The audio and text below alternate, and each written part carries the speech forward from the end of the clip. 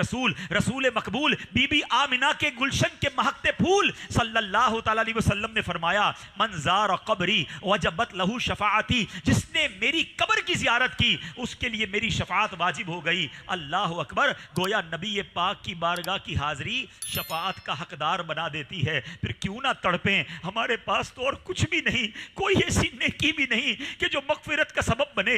آقا نے وعدہ کیا ہے جو میرے روضے کی زیارت کرے گا میں اس کی شفاعت کروں گا۔ اللہ اکبر، علماء کرام پر اللہ کروڑوں رحمتوں کی بارش نازل فرمائے۔ اس حدیث کو جس پیارے انداز میں علماء نے بیان کیا، اب ذرا غور سے سنیے گا، ایمان تازہ ہو جائے گا، شوق مدینہ بڑھ جائے گا۔ ایک سوال پیدا ہوتا ہے کہ شفاعت تو سارے مسلمانوں کے لیے ہے، سارے امتیوں کے لیے ہے۔ نبی پاک کی ایک حدیث ہے، شفاعتی لأہل الکبائر من امتی، میری شفاعت میری امت میں کبیرہ گناہ کرنے والوں کے لیے ہے۔ تو اور ایک اور جگہ پر نبی پاک فرماتے ہیں، جب تک اپنے ہر امتی کو جہنم سے نہ نکال لوں، جنت میں داخل نہ کروا لوں، میں اس وقت راضی نہ ہوں گا۔ تو شفاعت تو سب کو ملے گی جناب، پھر مدینے جانے والوں کا کیا کمال ہے؟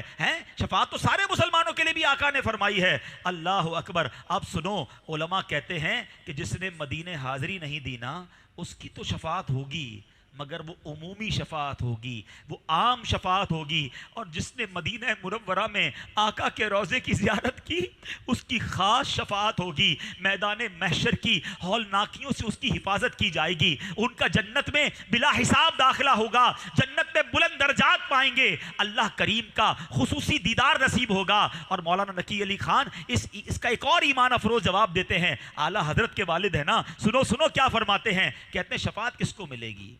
شفاعت تو مسلمان کو ملے گی نا۔ ایک بندہ ساری زندگی شفاعت کی امید پر زندگی گزارے اور نیکیاں بھی کرتا رہے، اللہ نہ کرے ایسی کوئی غلطی ہو جائے کہ مرنے سے پہلے اس کا ایمان ہی چلا جائے، تو جو بے ایمان مرا، گناہوں کے سبب بھی تو ایمان سلب ہو جاتا ہے نا، تو اس کی تو شفاعت نہیں ہوگی۔ شفاعت کے لیے مسلمان ہونا، ایمان والا ہونا شرط ہے۔ مولانا نقی علی خان فرماتے ہیں کہ جب نبی پاک علیہ الصلوۃ والسلام نے شفاعت کا وعدہ کر دیا تو اس کا مطلب یہ ہوا کہ مدینے جانے والے کا خاتمہ ایمان پر ہوگا۔ ہائے ہائے ہائے، سمجھ رہے ہو بات کو کہ شفاعت تو ہوگی مسلمان کی نا، تو بھائی مسلمان مرو گے تو شفاعت ہوگی، مگر آقا یہ نہیں فرما رہے کہ میں اس کی شفاعت کروں گا، فرمایا وجبت شفاعتی، اس پر شفاعت میری واجب ہو گئی۔ جب نبی پاک واجب فرما رہے ہیں تو اس کا مطلب یہ ہوا کہ جو روضہ رسول پر جاتا ہے اس کا ایمان کی نبی پاک حفاظت فرمائیں گے، اس کا ایمان پر خاتمہ ہوگا۔ اور آگے سنو، سبحان اللہ، مولانا نقی علی خان فرماتے حدیث کا مطلب یہ بنے گا، یہ پاک صرف شفاعت کا وعدہ نہیں کر رہے، میرے آقا ایمان کی حفاظت کا وعدہ بھی فرما رہے ہیں۔ اب حفاظت بھی وہ فرمائیں گے، شفاعت بھی وہ فرمائیں گے۔ اللہ اکبر۔ اب ایک اور بات کہ جناب میدان محشر میں بہت سارے لوگ شفاعت کریں گے، یاد رکھیے گا، شفاعت کبریٰ ہمارے آقا کے ہاتھ میں ہے۔ جب نبی پاک شفاعت فرمائیں گے اس کے بعد انبیاء بھی شفاعت کریں گے، علماء بھی شفاعت کریں گے، حفاظ بھی شفاعت کریں گے، فرشتے بھی شفاعت کریں گے، شہداء بھی شفاعت کریں گے، حاجی بھی شفاعت کرے گا، باعمل حافظ بھی شفاعت کریں گے۔